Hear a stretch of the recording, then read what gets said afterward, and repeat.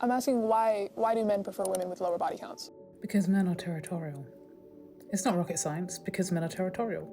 Because men like to be the only ones who have been there before, or at least as close enough to it as possible. But if you've been paying attention to this modern world, you'll know that men say a lot of things, but the rules go out the window when it's someone that they really want, and that's just the truth. Do you think that if Megan Fox was up for it, okay, to be with any kind of like regular man, especially the ones that spout some of the common crap that we hear all the time, that he'd be like, oh, no, Megan, I couldn't possibly, okay? I just couldn't do it. Said no man ever. Same with Zoe Kravitz and all these other women, okay? Look, if they want you, they want you. And that's just the truth. But what I will say is this, ladies, okay? And I've been seeing a lot of comments like this, and I have to be honest. The physical act is one that is spiritual. Whenever you do that, you share energy with that person, okay? A piece of each of you gets stuck with one another, okay? That is why things like soul ties are a real thing. So you do need to be careful about sharing your energy with anybody, especially if you're trying to manifest and level up your life, okay? You're going to need all of that energy for yourself. You're going to need that energy. There have been many, many moments that celibacy has been an option and should be an option. And not because some, idiot man on the internet with his microphone told you that he would prefer that you have a low body count, okay? Like, not for that. This is for you. This is for your energy, your soul, okay? For your manifestations specifically. But I will say this though, ladies, I'm gonna need you to stop contributing to the bile that's being spouted out about body counts and this and that, because you've seen how the rules change, right? I think we all know personally the girls who have had very questionable, very, very, very questionable pasts go on to live very, very happy lives.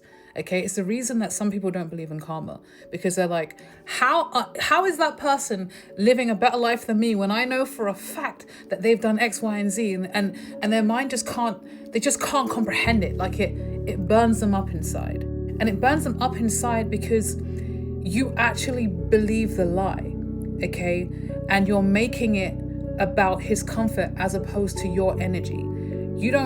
If you're going to keep your body count at a certain level, okay, it needs to be because that's what you want, not because some mythological husband in the future is going to like it that way, because 9 times out of 10, men don't ask that question. They just don't ask that question, okay, especially if you're like in your 30s or, mid to late 20s. No one's going to ask you that. If you've been in long-term relationships, it's going to be assumed that those were intimate years, okay? And if you've been single for an amount of time, it will be assumed that you have either been seeing some people or have decided to opt out, okay? The only way that men are going to know that is if you volunteer that information. And 9 times out of 10, women volunteer that information to set themselves apart from other women. Ladies, you need to stop doing that, okay? You need to stop doing that. You cannot ask men to not objectify you, and then when you want to look better than other women, you objectify yourself. Well, my body count is low, or oh well, my this is that. Like, you can't do that, okay? You absolutely can't do that, because not only does it make you vulnerable, it actually makes you look desperate, because now you're trying to impress him. You're trying to sell yourself to him as opposed to him selling himself to you. He's supposed to be impressing you. He's supposed to be coming to you as a divine feminine, saying, this is what I have to offer you. Okay, and I'm not saying that you have to, you get to be bummy and have absolutely nothing to offer. Okay, I'm not saying that. Men who are decent will only offer to decent women anyway. So you already know where you stand with that, okay? You'll know where you rank, okay? You'll know. But you're not supposed to be like, this is why I'm better than other girls. I cook, I clean, I do. Like, just stop it. Stop it right now. It looks desperate, okay? And in actual fact, men don't care. All they think is,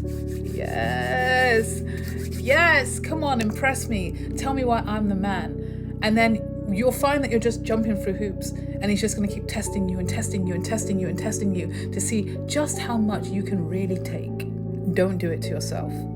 Your sexual history is yours and yours alone. Obviously, this is going to differ if you are religious, in which case you won't, you're not even going to be, you're not here, are you? Are you here? You're not here, are you? Let's be honest. You're not going to be here with me talking about the things that we're talking about in the modern world, if that's the case. Are you here? If you're here, hey. But I don't think you'll be here. Anyway, let's wrap this up.